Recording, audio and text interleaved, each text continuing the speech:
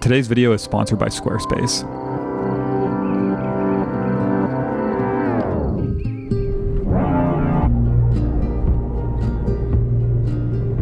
Hey everyone, welcome back to another video. As you can maybe tell, I am not in England. I am back in Canada. I've been here for the past about 3 weeks, just on a kind of family vacation. I didn't really plan to do much photography at all. Only brought GFX50R and just like an adapted Contax lens, but I've actually found it really kind of refreshing and exciting to be back here, just seeing this place with kind of fresh eyes. So I'm gonna head out for a day of shooting down to this old abandoned gas station go-kart track. Figured I'd bring you along. I want to talk about one thing as well that I think is really important to consider for most photographers, could potentially help you out with your work and with your craft. So I'm gonna use this as a bit of framework and backdrop for that message today. But I think we'll get on the road while I still can here and get down there.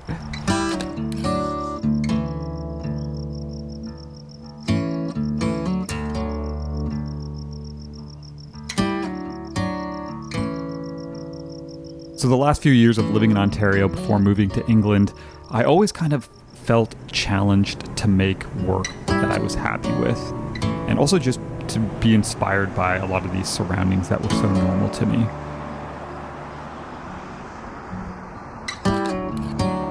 And it was interesting spending a couple days before shooting this video, just driving these highways and really seeing all of this stuff that I would have missed in the past. And it's interesting what time away from a place will do.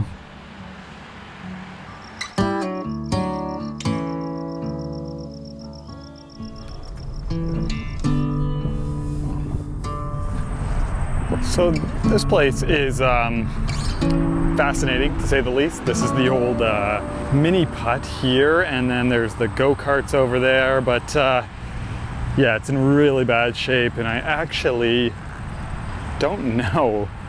Like, I'm not feeling super excited to shoot here. I had high hopes for this place, but it's kind of just like completely trashed. There is a volcano over there that's kind of interesting, which could have some potential, but yeah, I don't know. I may roam around. Light's not great right now, so I'd have to wait regardless. I might try and make just like a few snaps, see if I find anything I like, and we'll go from there. But maybe going somewhere else quicker than I thought.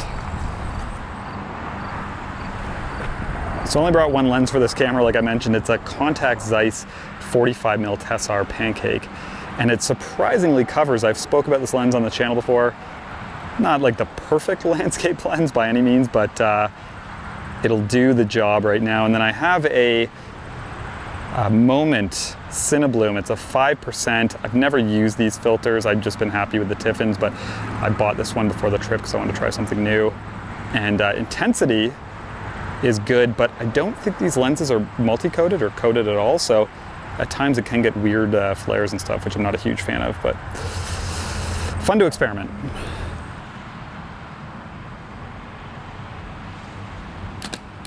So this little 45 is not perfect. As mentioned, it does cover. The extreme corners are a little soft, but other than that, you know, it's fairly sharp. It does a pretty good job on this system, and really the big win is the size of it, especially if you're traveling. Okay, light's finally starting to get a little nicer. Maybe got about an hour left.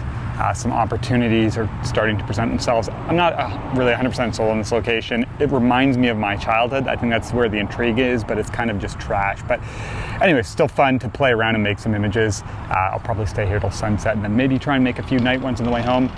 But I want to talk about this thing quickly as we kind of get into this video. So I've been thinking a lot lately while I've been here in Ontario, just about like early in my career. And the one thing that happened to me quite a bit is I would get kind of like influenced and pulled in different directions by a lot of like outside sources. So either like criticism, solicited or unsolicited, as social media started to become a thing, also how my work was received, but also just by people's work that inspired me, you know, seeing new things or seeing different ways of doing things. And this led to like a lot of inconsistency at times and almost like, you know, getting off track with the work that I was doing. And this still happens to me to this day, not nearly as much anymore. I would say I'm way more confident and kind of sure about my approach and kind of my creative voice. But the one thing that helped me quite a bit I would say maybe about 4 or 5 years ago, is just this idea of owning your work. And I think this is so important, just like owning the subject matter you're interested in, the style and the approach that you take with work, just like going all in on whatever interests you and whatever excites you the most. And that's not to say that you should like ignore feedback and critique. That stuff's super important, or obviously being inspired by other people's work, also very important. But I guess like just being confident and owning what you're doing, and not being so quick to shift lanes. And like I said, this does still affect me nowadays, not nearly as much, but what it looks like for me is, obviously with social media, we're exposed to a lot of people's work, which is awesome. And I'm constantly finding other photographers whose work I really like or whose work I admire. And I find myself being like, why didn't I process my image that way? Or why didn't I, make this type of composition or set things up this way or get interested in this type of subject? And sometimes if I'm not careful, instead of just like taking inspiration from those images, I can find myself like getting off track a little bit and trying to like go and apply those things to my work.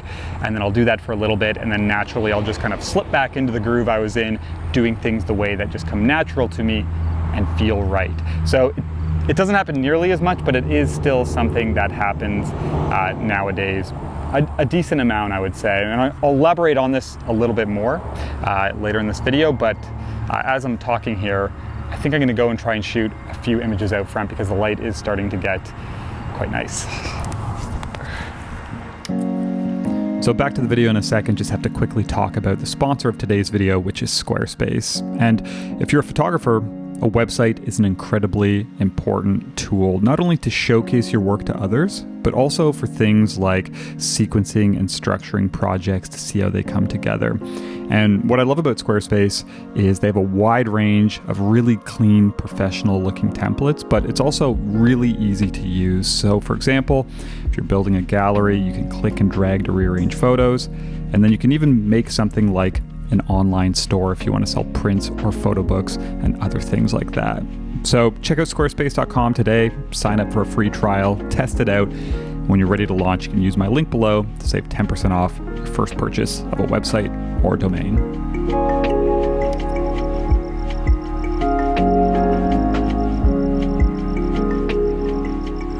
So this old track is pretty neat. The light is fading fast though. There is potential as it highlights little elements, just to like bring some depth and for interesting compositions. So I might try a shot here real quickly, see what happens.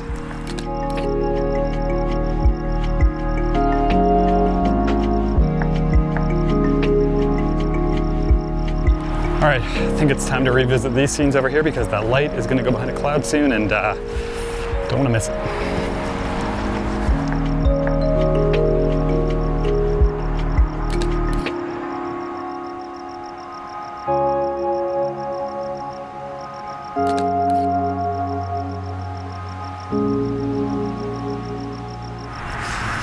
Okay, so that all happened very quick. The light is now behind the clouds.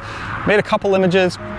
We'll see. It was still, regardless, it was a fun afternoon to come out and do this. I am gonna try and make maybe a night photo or two on the way home. We'll see if I find anything.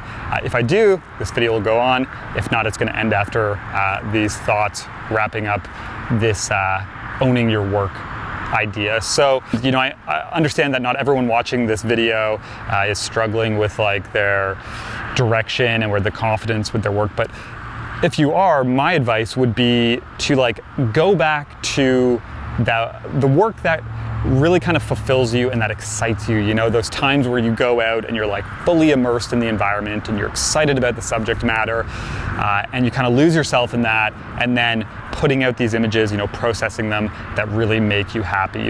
Evaluate it there before you let any external factors place, too much or affect that too much. And again, this isn't to say, avoid feedback and critique and stuff like that. It's very important. But I think at the core, you need to really roll with what resonates with you and kind of your unique voice.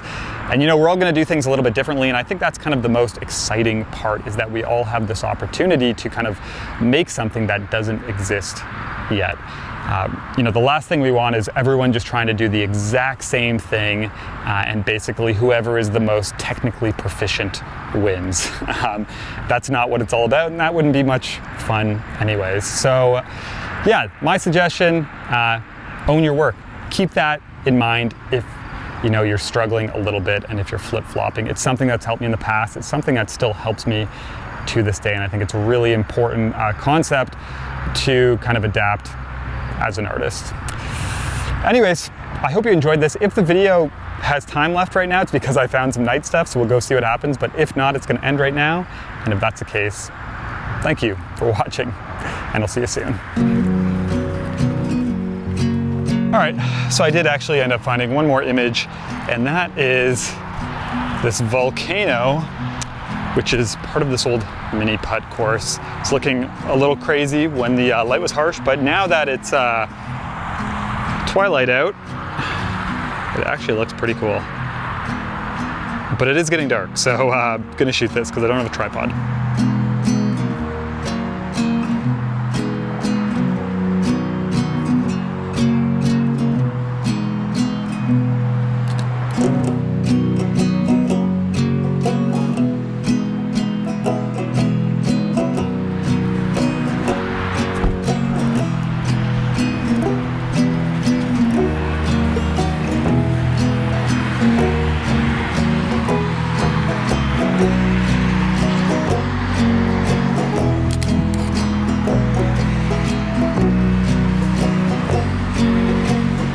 That may be my favorite photo from the day.